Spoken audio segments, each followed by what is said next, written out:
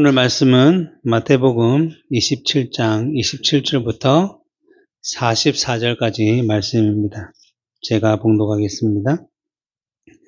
이에 총독의 군병들이 예수를 데리고 관정 안으로 들어가서 온 군대를 그에게 모으고 그의 옷을 벗기고 홍포를 입히며 가시관을 엮어 그 머리에 씌우고 갈대를 그 오른손에 들리고 그 앞에 무릎을 꿇고 희롱하여 이르되 유대인의 왕이여 평안할지어다 하며 그에게 침 뱉고 갈대를 빼앗아 그 머리를 치더라.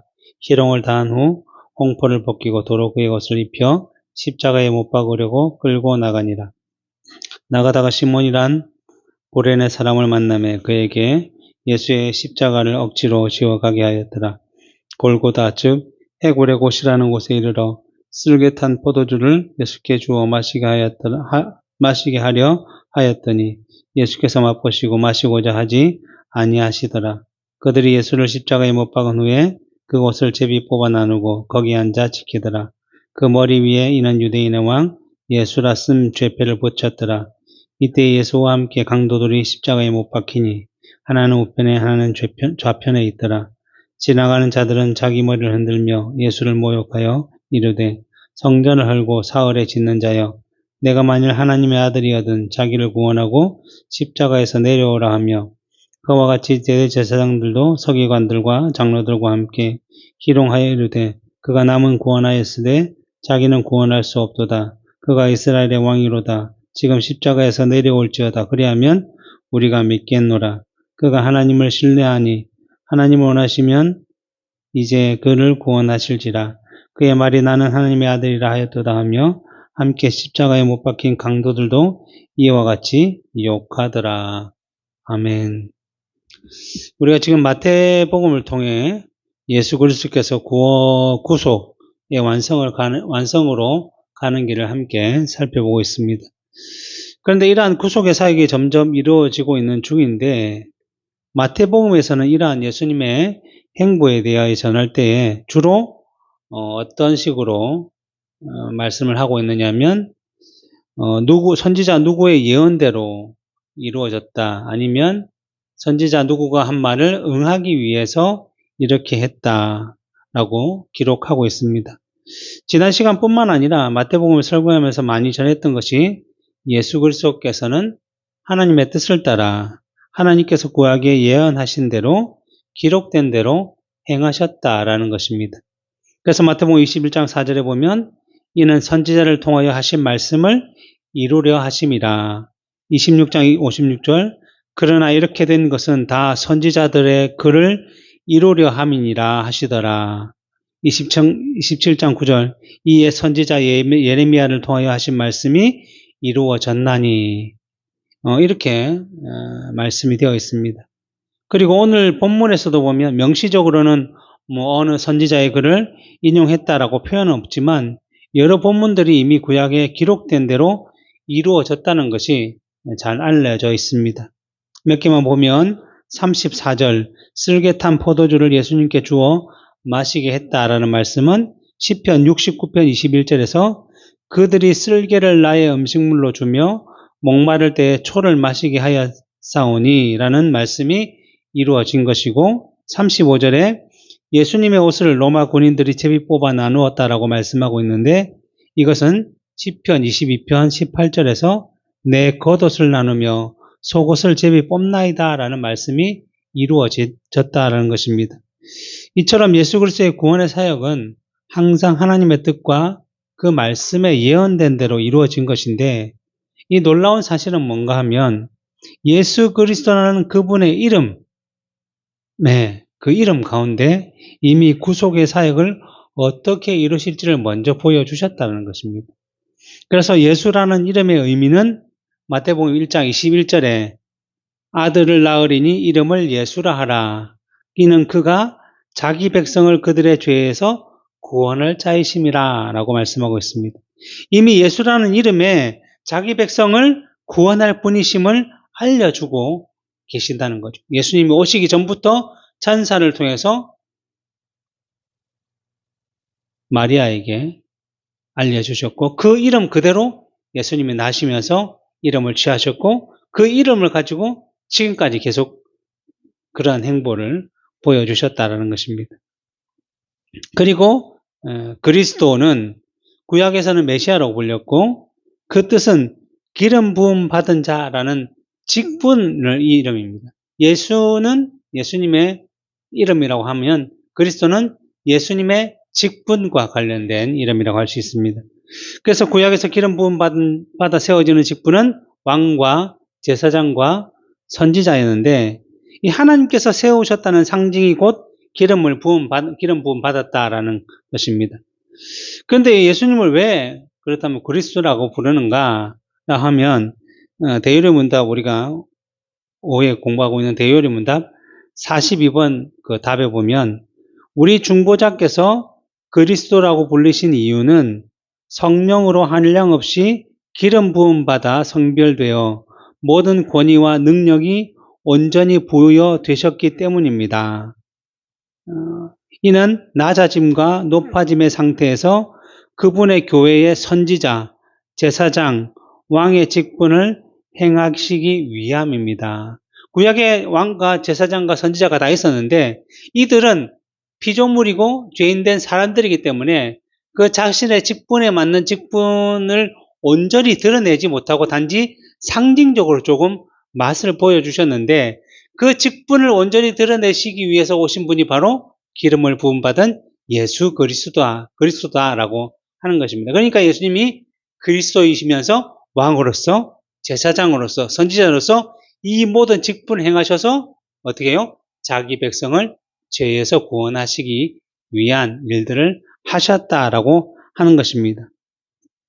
그래서 그 직분을 따라 어떤 일을 주로 하시는가를 우리가 좀 살펴보면 대요리문답 43번을 보면 예수님의 선지자로서의 역할에 대해서 그리스도께서 성도들의 건덕과 구원에 관한 모든 일에서 그분의 성령과 말씀에 의해 하나님의 모든 뜻을 다양한 시행 방식으로 모든 시대의 교회에 계시하심으로 선지자 직분을 행하십니다라는 거죠.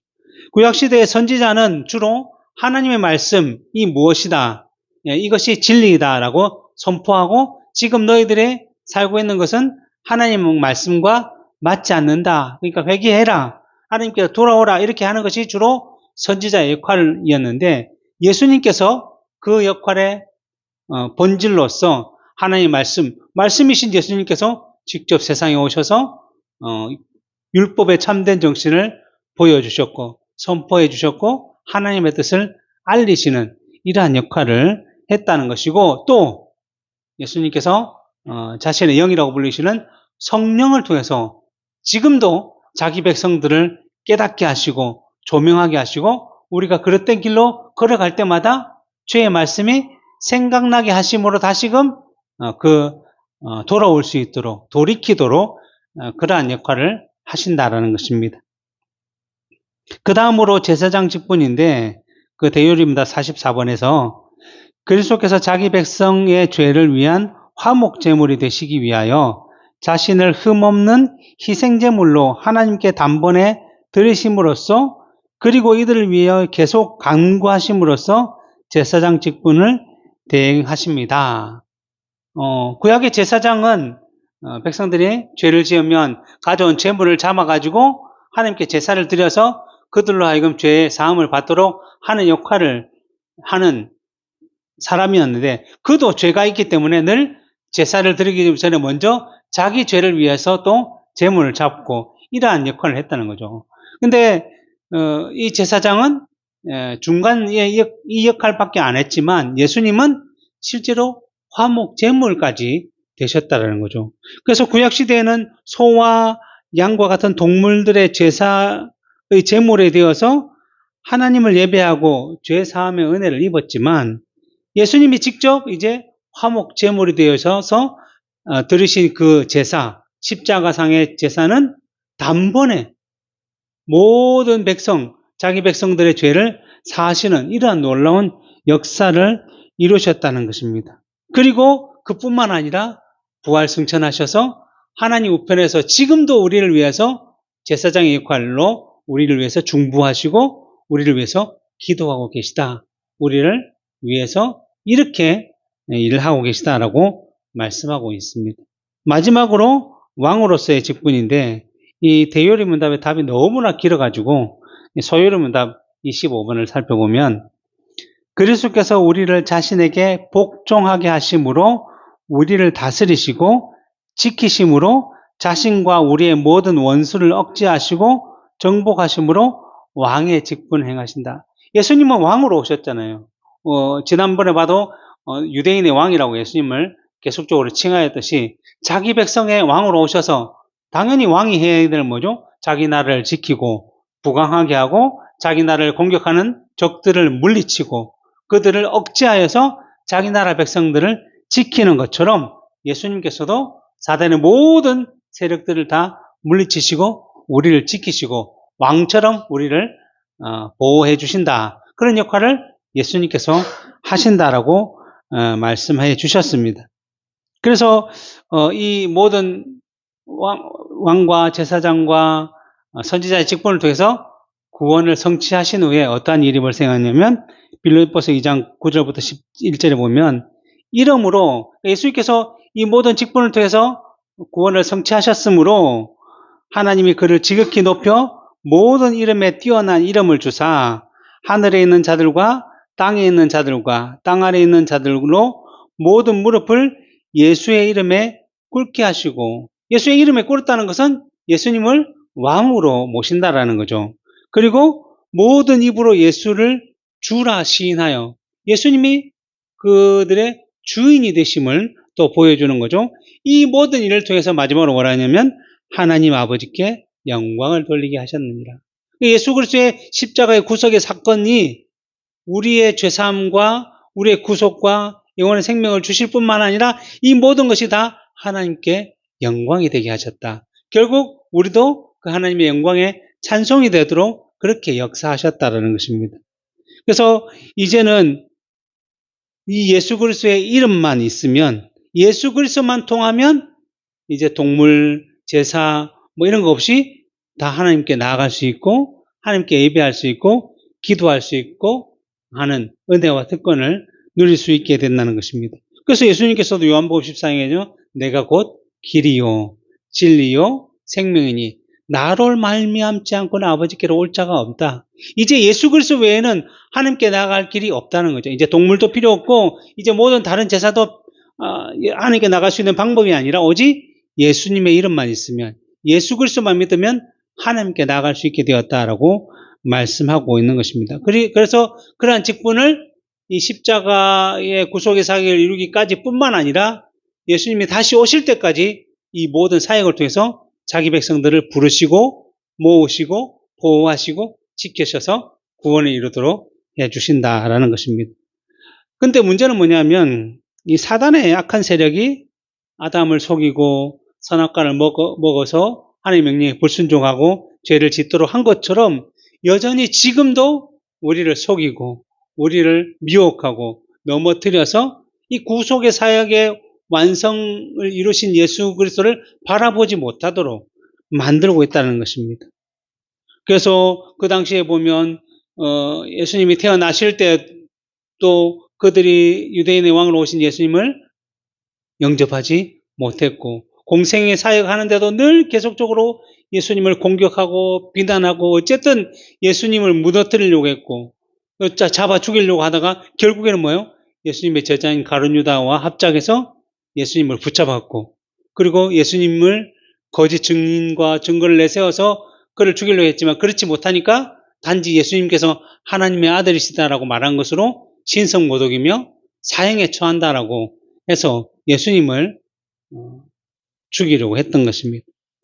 그리고 나서는 그러한 이유로 로마 관정에 고발해서 죽일 수가 없으니까 예수님이 유대인의 왕이라고 자칭 유대인의 왕이라고 하면서 사람들을 선동하고 반역하고 반란을 일으켜서 로마에서 벗어나려고 한다는 이러한 반란죄를 뒤집어 씌워서 예수님을 로마의 관정에 고발한 것입니다. 그래서 요한복음 8장 44절에 이미 예수님께서 그 종교 지도자에게 뭐라고 얘기했냐면 그들이 고발하기 전부터 뭐라고 했냐면 너희는 너희 아비 마귀에게서 났으니 너희 아비의 욕심대로 너희도 행하고자 하느니라. 그는 처음부터 살인한 자요. 진리가 그 속에 없으므로 진리에 서지 못하고 거짓을 말할 때마다 제 것으로 말하나니 이는 그가 거짓말쟁이요 거짓의 아비가 되었습니다. 이미 경고했는데 이 경고처럼 이 종교지도자들을 거짓으로 예수님을 고발하고 예수님을 죽이려고 했던 것이죠. 물론 빌라도가 예수님의 신문했지만 죄를 찾을 수 없어서 풀어주려고 했지만 이 사람들은 백성들을 계속 선동해서 결국에는 십자가에 못 박아 죽게 만들었던 것입니다. 그런 가운데 특별히 앞에서 말씀드린 예수님의 세 가지 직분, 선지자, 제사장, 왕으로서 자기 백성을 위한 구속의 사역까지도 늘 방해하고 조롱하고 있다는 사실을 우리가 말씀을 통해서 볼 수 있습니다. 마태복음 26장 67절부터 68절에 뭐라고 되어 있냐면 이에 예수의 얼굴에 침 뱉으며 주먹으로 치고 어떤 사람은 손바닥으로 때리며 이르되 그리스도야 우리에게 선지자 노릇을 하라. 너를 친 자가 누구냐? 뭐예요? 예수님의 선지자의 역할을 조롱하고 비방하고 모욕주기 위한 일을 했다라는 것입니다. 선지자는 앞에서도 제가 말씀드렸듯이 하나님의 뜻을 바르게 전하는 것, 진리를 전하는 게 선지자인데 이들은 세상의 생각으로 선지자가 마치 무엇을 맞추는 사람 것이냐, 무엇을 잘 알고 있는 것이냐 착각하고 오해하고 속여서 자기가 예수님을 눈을 가리고 때려놓고는 누가 때리는지 한번 맞춰봐라 이런 식으로 예수님을 모욕했다는 거죠. 예수님의 참된 사역을 비하해서 세상의 방식으로 풀어내어서 조롱했다라고 말씀하고 있는 것입니다. 만약 우리 같았으면 뭐 어떻게 했어요? 눈을 벗겨가지고 너 봤다? 넌 줄 안다? 이렇게 얘기하며 그 사람에게 모욕을 줬을 건데 예수님은 그러지 않으셨다는 거예요. 왜? 예수님이 도살장에 끌려가는 양처럼 묵묵히 걸어가는 것이 하나님의 뜻이기 때문에 이것이 자기 백성의 구원을 이루는 하나님의 진리이기 때문에 그 뜻을 따라서 이것마저도 참아내셨다라는 것입니다. 그리고 또 오늘 본문 27절부터 30절에 보면 이에 총독의 군병들이 예수를 데리고 관정 안으로 들어가서 온 군대를 그에게 모으고 그의 옷을 벗기고 홍포를 입히며 가시관을 엮어 머리에 씌우고 갈대를 그 오른손에 들리고 그 앞에 무릎을 꿇어 희롱하며 이르되 유대인의 왕이여 평안할지어다 하며 그에게 침 뱉고 갈대를 빼앗아 그의 머리를 치더라. 이 행동들은 바로 예수의 세 가지 직분 중에 왕직에 대한 조롱과 모욕이라고 할 수 있습니다.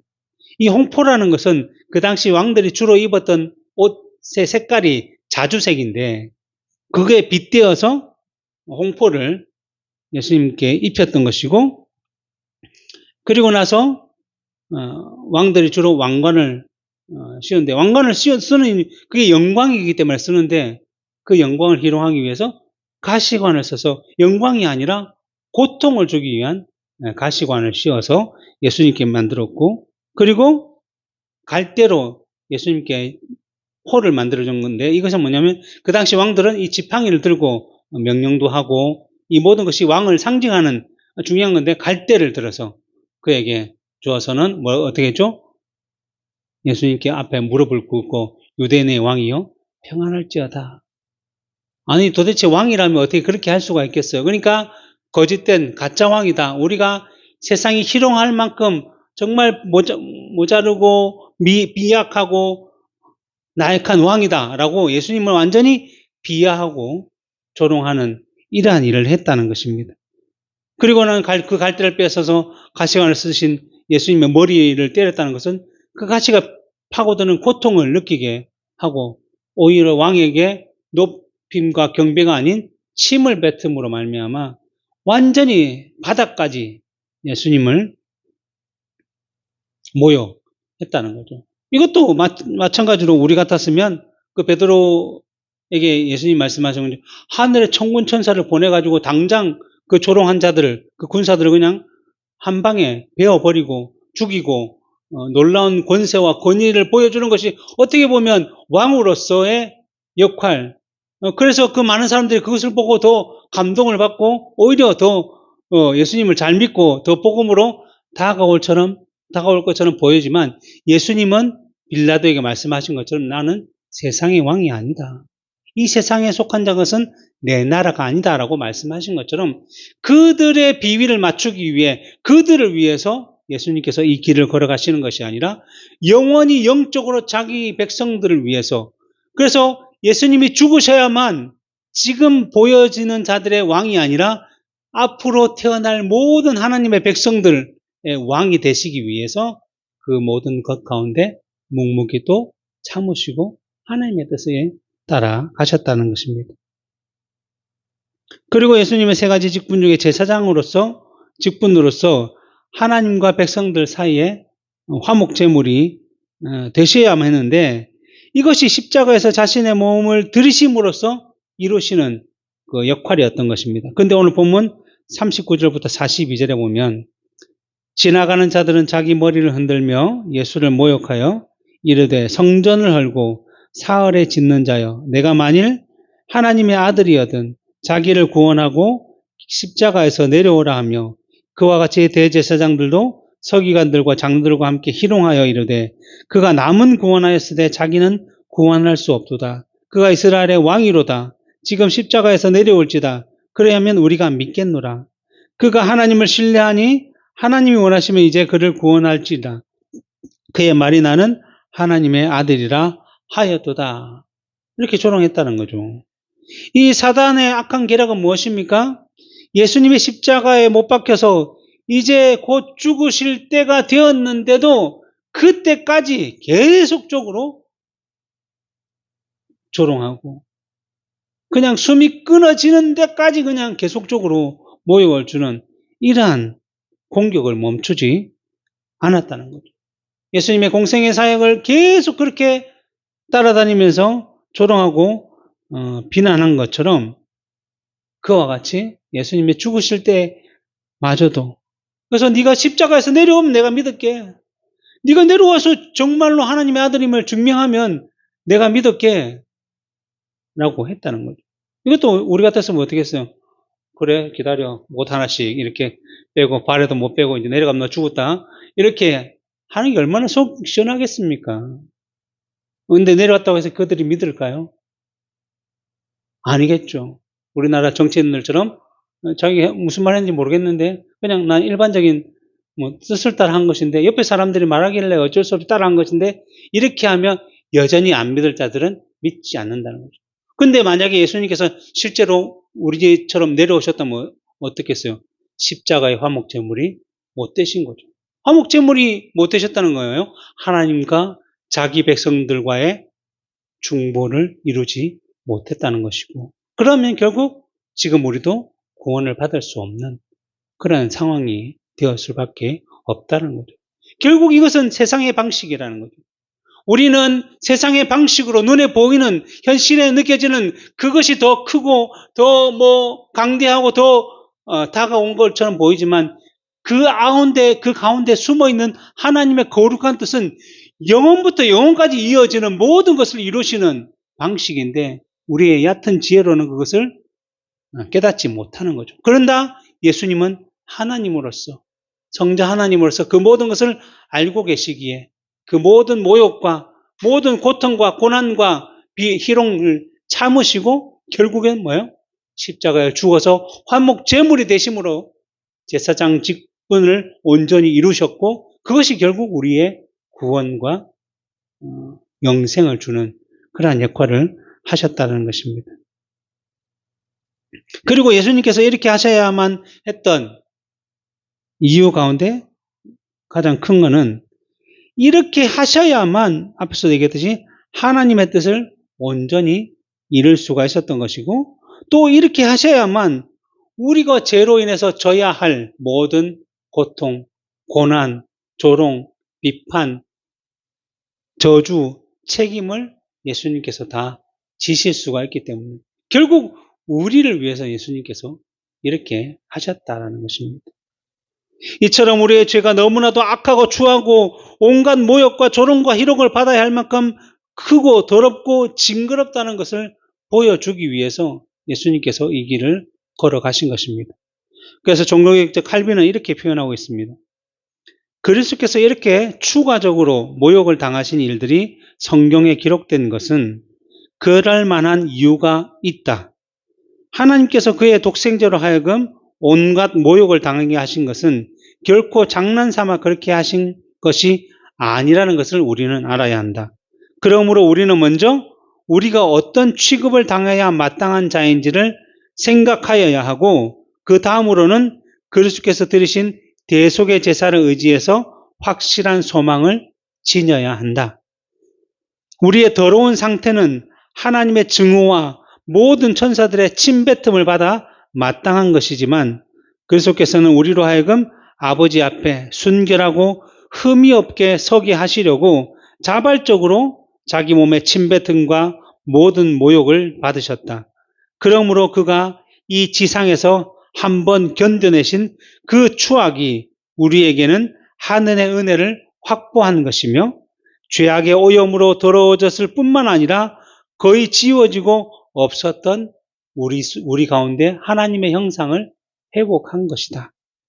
그러므로 하나님의 독생자를 우리 때문에 이런 깊은 곳까지 내려가게 하신 거기에 우리에 대한 하나님의 측량할 수 없는 자비와 은혜와 영광의 광채를 발견한다. 그리스도께서 우리의 구원을 위해서 어떠한 모욕도 전혀 거절하지 않는 거기에 우리에 대한 놀라운 사랑이 입증되고 있다. 침뱉음과 주먹질, 쇠고랑과 기타 조롱이 우리로 하여금 그 영광을 보게끔 인도하는 것이다.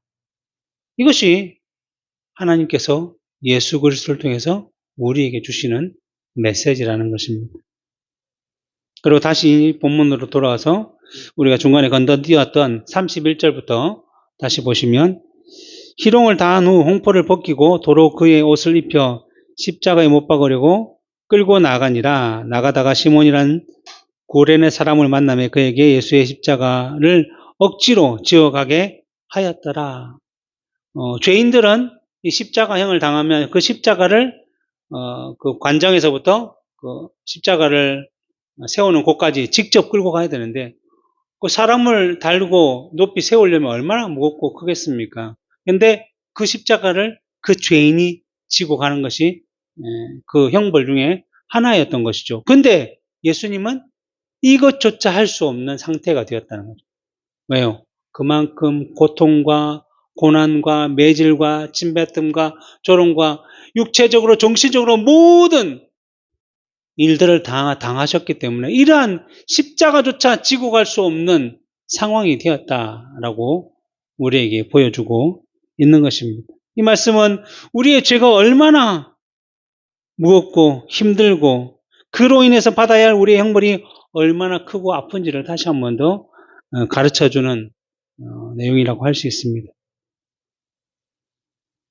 구약에 보면 죄를 지을 때마다 그 죄 때문에 얼마나 많은 소와 양과 염소와 비둘기들이 피를 흘리고 죽어야만 했겠습니까?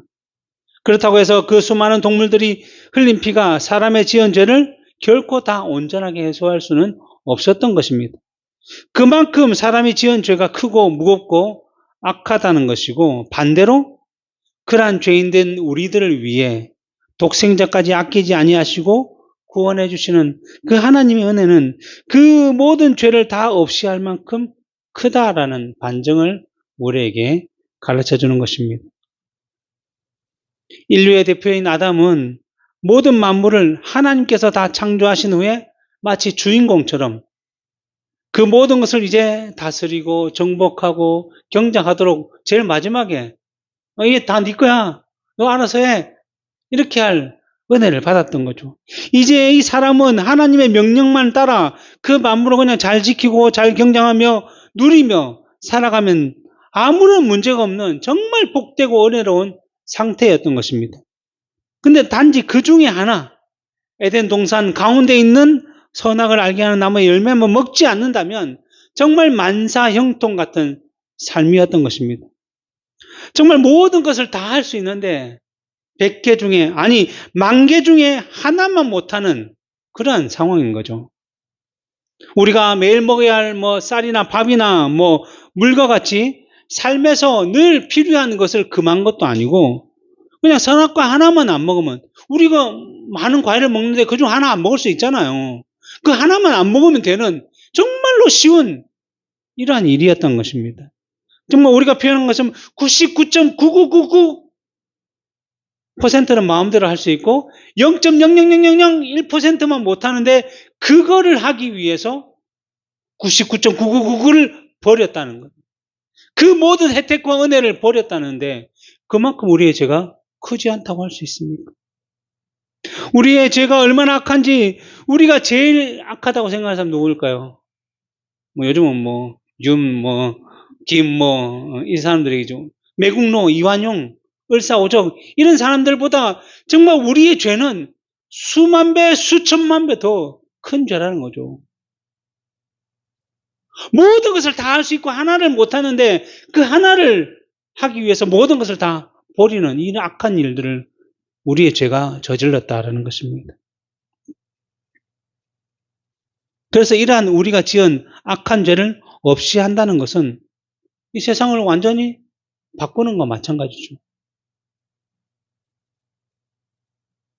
그러기에 앞에서 말씀드렸던 것처럼 세상의 모든 동물을 다 죽여서 제사를 드린다 할지라도 우리 죄를 다 없애야 할 수 없다라고 할 수 있는 것입니다. 그러기에 그 세상보다 큰 그 세상을 만드신 독생자, 성자 하나님이신 예수님께서 이 땅에 오셔서 우리를 위해서 피를 흘리시고 화목 제물이 되셨던 것이고 그 은혜가 지금 하나님의 백성된 우리들의 모든 죄를 다 단번에 사하셨다는 것입니다. 그러기에 우리는 예수 그리스도의 십자가를 떠올릴 때마다 얼마나 아프셨을까? 얼마나 힘드셨을까? 얼마나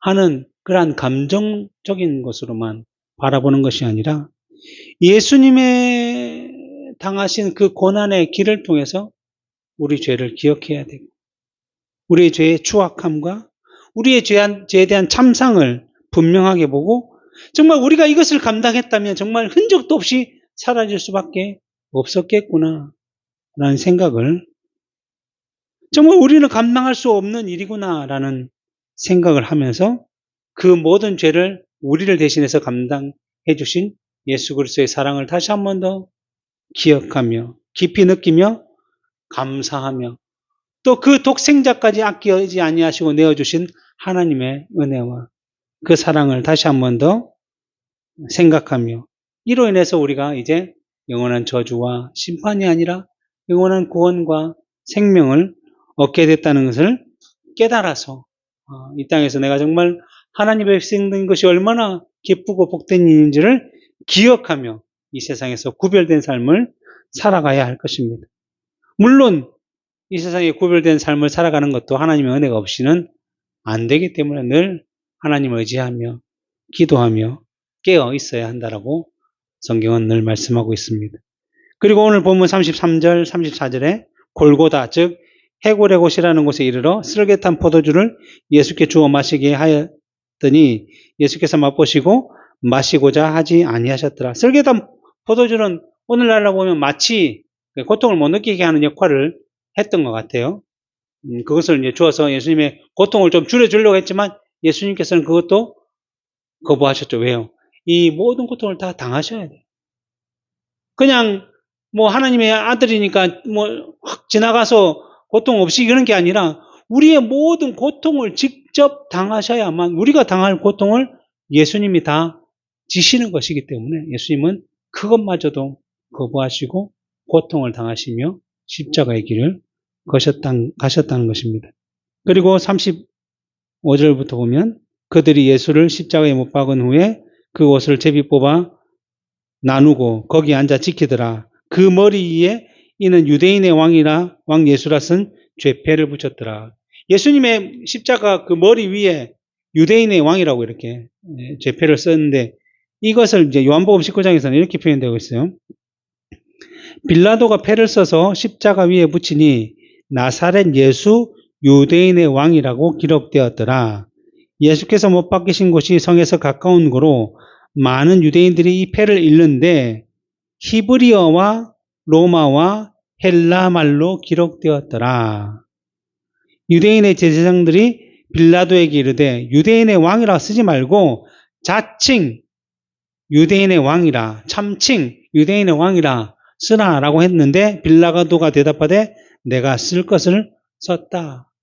빌라도가 썼는데 이 사람 실제로 우리 왕 아니니까 안 된다고 하는데 빌라도는 쓸 것을 썼다. 이건 빌라도가 뭐 잘했다라고 하는 표현이 아니라 예수님께서 십자가에 지시는 이유가 무엇입니까? 자기 백성의 구원을 위해서. 그 자기 백성이 누구냐면 바로 유대인이라고 생각하는 것이 그 당시 현실의 실제적인 내용이라고 한다면 예수님은 영적으로 모든 자기 백성을 위해서 죽으셨기 때문에 이 유대인의 왕이라는 것은 단지 현실적인 유대인, 혈통은 다른 유대인이 아니라 영적인 유대인, 영적인 이스라엘 백성, 영적으로 아담의 후손된 모든 자들을 위해서 죽으셔야만 했던 것이기 때문에 이 패를 뭐라고 썼다고요? 그 당시 유대인들을 위한 히브리어로. 그리고 그 당시 그 유럽과 근동아시아 전체를 다스렸던, 지배했던 로마의 말로. 그리고 그 당시 유럽과 근동의 모든 문화를 주도했던 헬라 문화를 주도했기 때문에 실제로는 이스라엘 백성들이 히브리어를 사용했지만 그 이후에는 헬라어를 사용하게 돼요. 그 헬라어를 씀으로 말미암아 예수님은 유대인만의 왕이 아니라 모든 나라의 왕이심을 분명하게 기록한 것입니다. 그리고 이러한 구속의 역사가 모든 나라 가운데 예수님을 믿는 자들에게 주어질 것임을 상징적으로 보여주는 것이죠. 그리고 마지막으로 오늘 본문 38절, 44절에 이렇게 되어 있어요. 이때 예수와 함께 강도 둘이 십자가에 못 박히니 하나는 우편에 하나는 좌편에 있더라. 함께 십자가에 못 박힌 강도들도 이와 같이 욕하더라.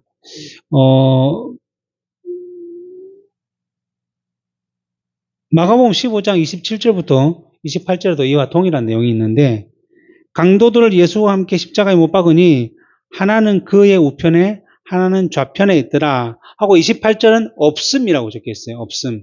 그러면서 그 위에 일로 이제 각주가 달려 있는데 각주에 뭐라고 되어 있냐면 어떤 사본에는 28절이 불법자와 함께 인정함을 받았다 한 성경이 응하였느니라. 그러니까 불법자와 함께 예수님이 이렇게 십자가에 못 박혔다는 것은 예수님도 불법자다. 라는 내용이 응해졌다라는 것입니다. 그래서 이사야 53장 12절에 보면 그러므로 내가 그들에게 존귀한 자와 함께 몫을 받게 하며 강한 자와 함께 탈취한 것을 나누게 하리니 이는 그가 자기 영혼을 버려 사망에 이르게 하며 범죄자 중 하나로 헤아림을 받았습니다. 이 말을 응하도록 하기 위한 것이죠. 왜냐하면 세상에서 볼 때는 예수님은 십자가에 달렸으니까 흉악범들하고 같이 또 그 가운데 마치 두목처럼 달렸기 때문에 저 사람이 흉악범인가 보다 라고 생각하게 만들었습니다. 그런데 세상에서는 그렇게 볼 수 있지만 실제로는 그 역할이 자기 백성들에게는 구원을 이루는 놀라운 은혜가 되었음을 다시 한 번 더 강조해주고 있는 것입니다.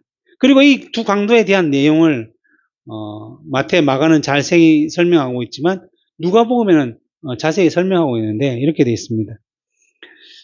달린 행악자 중 하나는 그러니까 두 명이 옆에 달렸죠. 좌우편 우편에 하나는 비방하여 이르되 내가 그리스도가 아니냐 너와 우리를 구원하라. 욕하고 모욕한 거죠. 저주하고 또 하나는 그 사람을 꾸짖어 이르되 내가 동일한 정죄를 받고서 또 하나님을 두려워하지 아니하느냐 우리는 우리가 행한 일에 대한 상당한 보응을 받는 것이니 이에 당연하거니와 이 사람이 행한 것은 옳지 않은 것이 없느니라.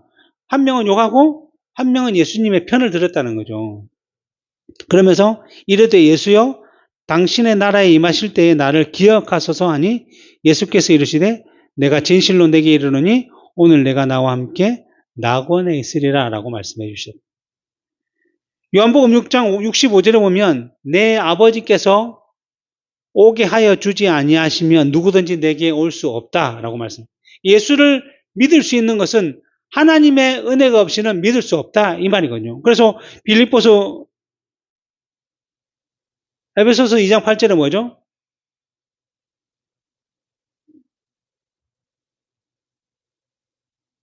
하나님께서 믿음으로 말미암아 구원을 주셨는데 그 믿음은 하나님의 선물이다.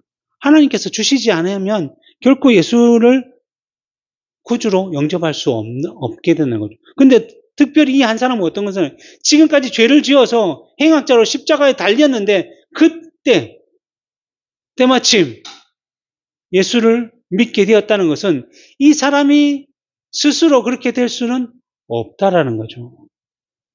마치 이제 죽을 거니까 그냥 이 사람 편이나 들어야 되겠다라고 할 사람은 아무도 없다는 거죠. 그냥 죽기 전에 한번 좋은 말만 하고 가자라는 의미로 죽을 수 있는 사람은 없는 것입니다. 그리고 성경에서 분명히 예수를 믿는 것은 그러한 방식으로 되는 것이 아니다라고 말씀해 주고 있습니다. 고린도전서 12장 3절에 보면 그러므로 내가 너희에게 알리노니 하나님의 영으로 말하는 자는 누구든지 예수를 저주할 자라 하지 아니하고, 예수님을 저주할 자라고 아까 반대편에 있는 사람은 그렇게 말하는 건데 하나님의 영으로 아니하면 그렇게 할 수밖에 없다는 거예요. 근데 반대로 또 성령으로 아니하고는 누구든지 예수를 주시라 할 줄. 결국 이 사람은 예수님을 인정하고 옳은 분임을 기억하고 예수님으로 하여금 자신을 기억하게 해달라는 그 내용은 예수님에 대한 마음이 있었다는 것이고, 이 마음은 믿음으로 말미암은 것이기 때문에 성령으로 인한 것이다라는 거예요. 그러기에 결국 믿음이 없이는 할 수 없는 고백이기 때문에 이 사람은 결국 하나님께서 주신 믿음을 참된 신앙 고백을 통해서 할 수 있었던 것이고, 그렇기 때문에 이 사람이 어디 갔다고요? 낙원, 천국에 가게 된 것입니다.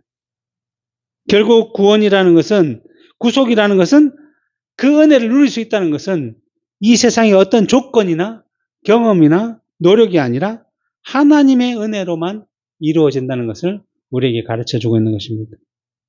그러기에 어릴 때부터 정말 하나님의 백성으로서 살아왔고 또 잘 배워서 종교 지도자인 제사장과 서기관과 바리새인이 된 이 사람들, 하나님의 말씀을 더 많이 보고 더 많이 읽고 더 많이 경험하고 더 많이 가르쳤던 이 사람들이 오히려 자기 백성들의 메시아로 오신 예수 그리스도를 죽이고 싶을 정도로 싫어했고 실제로 잡았고 이제 십자가에서 사형을 시켰던 것을 통해서 우리는 그들에게 예수를 주시라 할 수 없는 그러한 구원의 열매를 맺을 수 없는 자들임을 우리는 분명히 보았던 것입니다.